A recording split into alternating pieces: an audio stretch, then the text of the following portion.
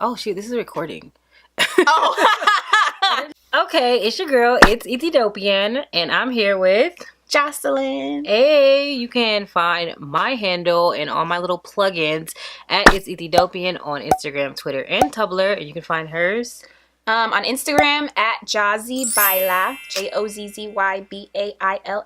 Hey, and we are here for Buna time, where we just chit-chatting and drinking some coffee, and we're going to be talking about our experiences since our racial discrimination, all of that jazz, since Trump became president. So, yeah, you guys want to stay tuned and watch it? You know, just keep on watching and subscribe and like. All right, bye.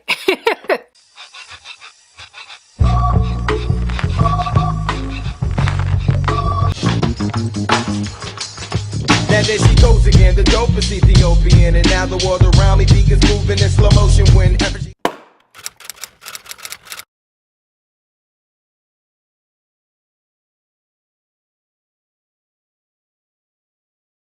Alrighty, so you want to go first? You want to talk about... Yeah, so I'll talk about that night after Trump became president. Well, first of all, throughout that day, a lot of stuff was going on. Like, on OSU campus, some racist white people were going crazy. Oh, my God. There were some Latino students that were getting spat on and stuff like that on campus. What? I wasn't there for that. I didn't know that. You didn't hear about that? No. I definitely heard about it. That is disgusting. They're crazy. Yeah, they actually started. Colonizers are crazy. Colonize us. Hey, pardon us. Right. So yeah, there was a lot of stuff going on campus. I wasn't on campus at the time. Was this after I graduated? What? I graduated in August. Yeah. No. Wait, what are you talking about? When he became president? Yeah. No. I was still on campus. Oh, okay. Yeah. Okay. So yeah, so that night I was hearing about all this stuff going on, and it was just crazy. And that night I had gone to my friends, and I got home. It was a weekday, and I parked up to my apartment complex, and I was about to get out of my car, and then this truck, it was like a pickup truck, I think, that it pulled up behind me, like right behind my car, so that I wouldn't be able to pull out. And his lights were still on. The car was running, and I was like nervous. And I noticed him earlier when I first pulled around the complex. He was just kind of sitting his truck around, and then he followed me around to my parking spot.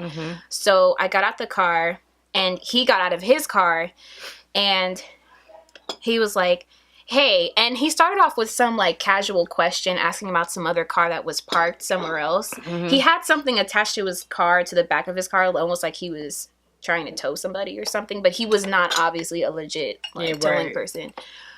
And I just kind of answered his question. I was like, oh, that person lives here, and it was really awkward. And then he started interrogating me. He was like, where are you from? How long have you been in the United States? I haven't heard this story in a while. Yeah, and he was like, so are you from Puerto Rico? Because he saw the flag in my car. And I was like, I'm Puerto Rican. And he was like, how long have you been in the U.S.? I'm like, I've been here my whole life. Right. Also, Puerto Rico is part of the U.S. Right, so, exactly. So, and he asked me a couple other questions. Honestly, I don't remember all of them because I was so terrified. Like, I was trying to, like, feel around in my backpack for my mace. For a gun. That's what you should have. I carried mace on me, but this was the one time that the mace wasn't in my closest pocket. Yeah. I had gotten kind of relaxed because, like, even though, like, I'm alone most of the time and walk around alone and stuff like that, I try to keep the mace close to me. But this time, it was, like, in some farther pocket, and I was panicking, so I was like, right. But I didn't also want to seem too obvious that I was looking for something. And he was like, I had a buddy or something in the military that was from Puerto Rico. And then he kind of went on a rant, and he was flashing his flashlight in my car. Like, he was, like, looking in my car with a flashlight. And this is just some random dude. Yes, some random white guy. And he flashed a light, like, in my face. The whole time he had this light in my face, like, he was trying to, like, kind of like how police officers do that crap. Where it's like, who are you? Where are you from? And I was so terrified this whole time. And I was out there. I don't even know how long I was out there for, but he just kept asking these questions, like about who I was and stuff. And I could not find the mace. And I was just panicking and I was just praying. I was like, God, I don't know if this is it for me. Like, I don't know what he's going to do because his car is still right behind my car. It's late. Nobody else is outside. It's a weekday, so there's no action going on. And then he finally was like, all right, well, good night. And he got in his car and he drove off.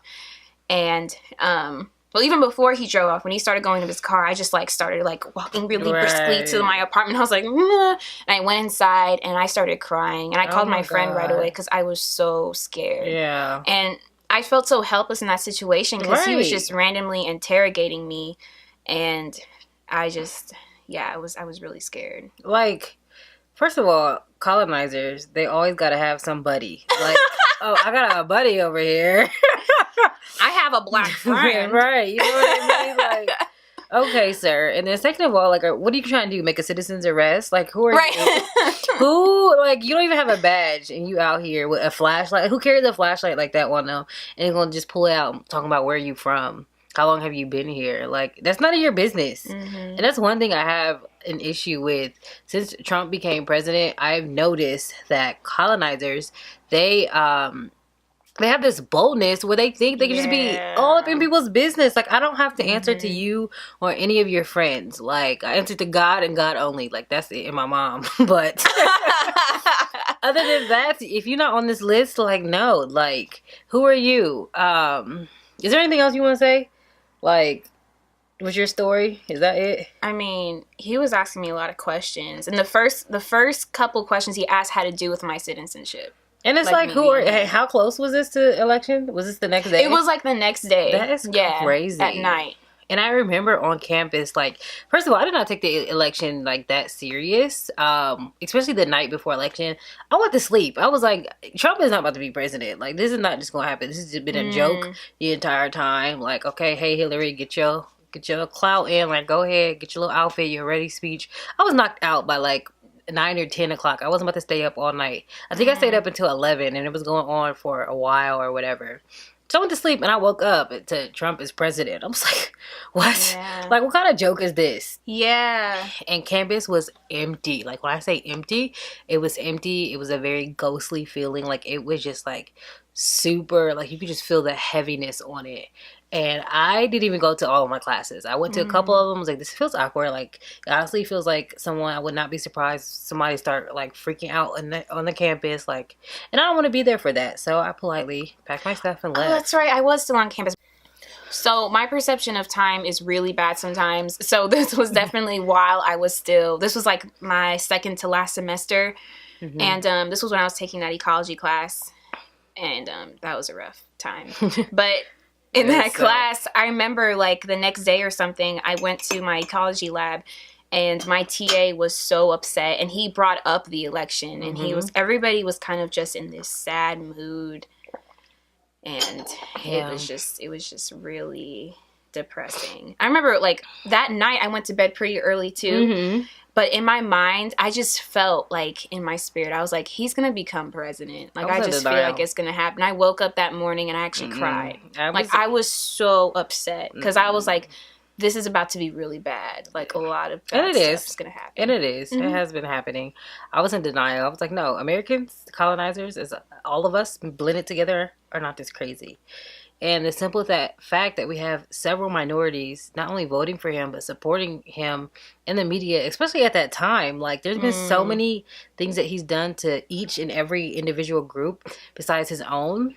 And people are still out here supporting him, especially Christians. That's what I don't understand. Like, bruh. Like, first of all, I want to know, where are you guys now? Like, all the people who voted for him, are you guys still, like, it's a serious question.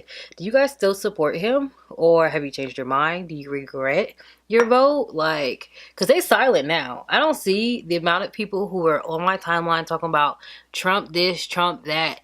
They're not like that anymore. They're silent. And when it comes to his issues, the stuff that he's been accused of, the stuff that he's doing, they're silent about that too. But they were just, make America great again. That's because now the bad decisions that he's making is affecting white people too. Exactly. That's why. And when this election started, like, so many white people that I know that are actually really cool. They were like, I can't believe this is happening. Like, are there that many racist people around? Like, yeah. Exactly. And the thing is, like, most of white America is